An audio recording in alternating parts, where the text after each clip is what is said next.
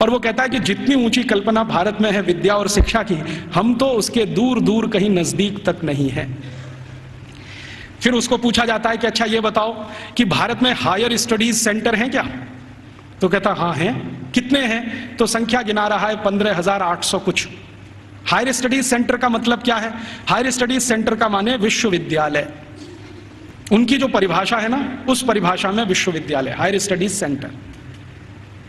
हमने तो कुछ दो चार नाम सुने हैं, एक नालंदा का हुआ करता था, एक तक्षशिला का हुआ करता था, लेकिन 1835 में मैकॉले बोल रहा है अपने पार्लियामेंट में कि 15,800 कुछ विद्यालय, सॉरी विश्वविद्यालय। और वो ये कह रहा है कि ये जितने भी विश्वविद्यालय हैं ये किसी एक विषय के निपुण हैं, कोई एक विषय। जैसे वो नाम लिख के बता रहा है, मेरे पास ये सब नाम है 15,800 और उसकी सीडी है, अगर एलसीडी प्रोजेक्टर हो तो मैं आपको दिखा सकता था।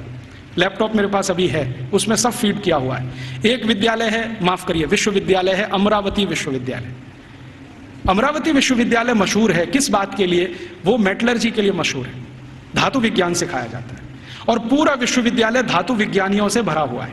और धातु विज्ञान कई तरह का है, जैसे कच्चे लोहे से फौलाद बनाना, जैसे जमीन में से लोहा तांबा पीतल, सॉरी लोहा तांबा सिल्वर माने चांदी और सोना, ये जो दूसरी दूसरी बेशकीमती धातुएं निकलती हैं, इनका एक्सट्रैक्शन कैसे किया जाए ये सिखाने वाला।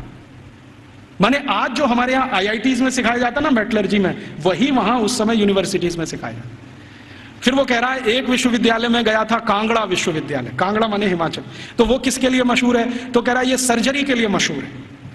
तो उसको पूछा जा रहा है कि किस तरह की सर्जरी होती है? तो कहता है जी हम सोच नहीं सकते वैसी सर्जरी होती है। और उसको उसने शब्द दिया है जिसको आज के इक्विवेलेंट अगर मैं कहूं तो राइनोप्लास्टी। राइनोप्लास्टी सर्जरी का लेटेस्ट साइंस है 21वीं शताब्दी का, जिसमें आपके शरीर के किसी अंग के चमड़े को निकालकर किसी दूसरे अंग पे लगा दिया जाए। और ये 1835 में वो बोल रहा है कि कांगड़ा विश्वविद्यालय में तो ये सब सिखाया जाता है और सब सीखते हैं राइनोप्लास्टी। तो वो कहता है मैंने मेरी आंखों से एक ऑपरेशन देखा है जिसमें पैर के नीचे के हिस्से से, माने घुटने से नीचे के हिस्से से चमड़ी निकालकर नाक पर लगाई गई, और वो कहता है 21 दिन में वो पूरा ठीक हो गया है, पता ही नहीं चलता है कि इसका कोई ऑपरेशन हुआ है। ग्राफ्टिंग जिसको कहते हैं, स्किन ग्राफ्टिंग। और ये 1835 में भारत में होता है। कांगड़ा विश्वविद्यालय का उसने लंबा डिस्क्रिप्शन किया है कि मैंने ऐसा देखा, मैंने वैसा देखा। फिर इसी तरह एक अंग्रेज अधिकारी है, वो खड़ा होकर चिल्लाने लगता, हाँ मैंने भी देखा है, कर्नल कूट उसका नाम। जैसे ही उसने सुना तो वो भी खड़ा हो गया, उसने कहा मैंने भी देखा है, एक बार मैं भारत देश गया था, हैदर अली के साथ मैंने युद्ध लड़ा था, हैदर अली ने मुझे परास्त कर दिया था, मेरी नाक काट दी थी, मैं कटी हुई नाक लेके वहां से भागा था, और बेलगाम नाम का भारत में कोई एक गांव है, वहां के एक वैद्य ने मेरी नाक का ऑपरेशन किया था और जोड़ दिया था, और अभी वो नाक मेरी ऐसी है। वो खड़े होकर बोल रहा। तो उसको सब सांसद पूछ रहे हैं कि अच्छा तुम्हारी नाक ही काटी थी, सिर क्यों नहीं काटा? क्योंकि तुम तो परास्त हो गए थे, तो तुम्हारा सिर क्यों नहीं काट दिया? तो वो कहता है भारत के राजा बड़े दयालु हैं, उनके मन में बड़ी दया है, दुश्मन को भी पूरा मारते नहीं है, अंग भंग करके छोड़ देते हैं, और भारत में नाक कटना ही बहुत बड़ी बदनामी की बात है, हमारे यहां ऐसा कुछ। तो ये कर्नल कूट के जो कहे हुए और मैकॉले के कहे हुए इन दस्तावेजों से अंदाजा लगता है कि सर्जरी कोई बहुत ऊंचे स्तर की थी। फिर इन सर्जरी को करने वाले जो आचार्य होते थे, उन आचार्यों के उपकरण कैसे हैं उसका वो डिस्क्रिप्शन कर रहा है।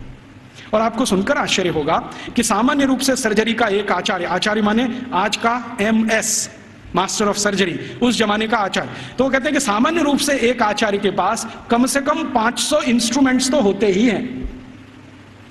वो कहता 20 तरह की तो उनके पास क्लिप्स हैं, ये जो दो वाली होती है ना पकड़ के, 20 तरह की, और सभी उच्च स्तर के लोहे से बनी हुई, जिनमें कभी जंग नहीं लगता। फिर वो कहता भारतवासी बिना जंग का लोहा बनाना तो 10वीं शताब्दी से जानते हैं, हमने उनसे ही सीखा है, हमको लोहा बनाने की तकनीक भारत से ही आई है, और ऐसा लोहा बनाना जानते हैं जिसपे कभी जंग नहीं लगती। वो आज भी कभी देखना हो तो चले जाइए, मेहरौली का खंबा खड़ा हुआ है। वो कहता इनको ऐसा लोहा बनाना आता है तो इंस्ट्रूमेंट अच्छे अच्छे बना लेते हैं।